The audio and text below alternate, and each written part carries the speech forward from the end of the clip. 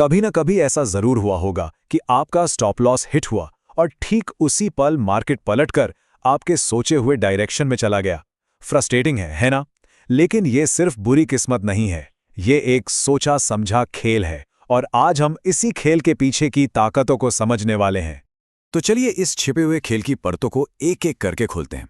हम सबसे पहले रिटेल ट्रेडर के जाल को समझेंगे, फिर मार्केट ऑपरेटर्स से मिलेंगे और देखेंगे कि ये लिक्विडिटी की तलाश में क्या क्या करते हैं, और आखिर में सबसे जरूरी बात, हम एक सेलर की तरह सोचना सीखेंगे। तो चलिए शुरू करते हैं और सबसे पहले इसी शब्द को समझते हैं, स्टॉप लॉस हंटिंग। आखिर ये है क्या भला? देखिए, ये समझना बहुत जरूरी है कि ये मार्केट का कोई रैंडम उतार चढ़ाव नहीं है। नहीं, ये बड़े इंस्टीट्यूशंस की एक सोची समझी, जानबूझकर अपनाई गई स्ट्रैटेजी है। अच्छा, ये समझने के लिए कि ऐसा क्यों किया जाता है, हमें पहले ये जानना होगा कि इसे कौन करता है। तो चलिए मिलते हैं इस खेल के दो मुख्य खिलाड़ियों से। एक तरफ हैं हम जैसे रिटेल ट्रेडर्स, हमारी संख्या बहुत ज्यादा है लेकिन हमारी पूंजी, हमारा कैपिटल लिमिटेड है। और दूसरी तरफ हैं ऑपरेटर्स, यानी बड़े खिलाड़ी। ये गिनती में तो कम है लेकिन इनके पास बेहिसाब पैसा है और इनका ट्रेडिंग का मकसद हमसे बिल्कुल उल्टा होता है।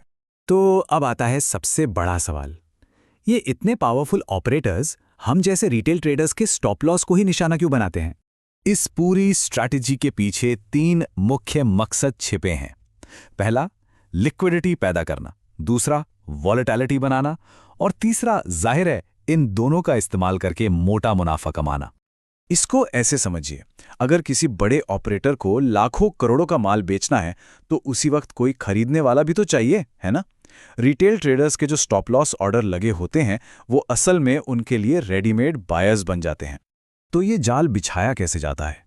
ऑपरेटर्स एक नकली चाल चलते हैं जिससे रिटेलर्स को लगता है कि मार्केट ऊपर जा रहा है। रिटेलर्स खरीदारी करते हैं और अपना स्टॉप लॉस लगा देते हैं और बस ऑपरेटर्स कीमत को पलटकर उन स्टॉप लॉस को ट्रिगर कर देते हैं, यानी हमारा ही सुरक्षा कवच हमारे खिलाफ इस्तेमाल हो जाता है। चलिए अब थियरी से बाहर आते हैं और निफ्टी 50 के एक असली उदाहरण से देखते हैं कि ये खेल असल में चार्ट पर कैसा दिखता है। तो कल्पना कीजिए, मार्केट एकदम शांत है, एक रेंज में चल रहा है, एक क्लियर रेजिस्टेंस लेवल बन चुका है और सबको पता है कि ज्यादातर सेलर्स के स्टॉप लॉस ठीक उस लेवल के ऊपर लगे हुए हैं। और फिर अचानक एक तेज स्पाइक आता है, मार्केट रॉकेट की तरह ऊपर जाता है और उस रेजिस्टेंस के ऊपर बैठे सारे स्टॉप्स को एक झटके में खा जाता है।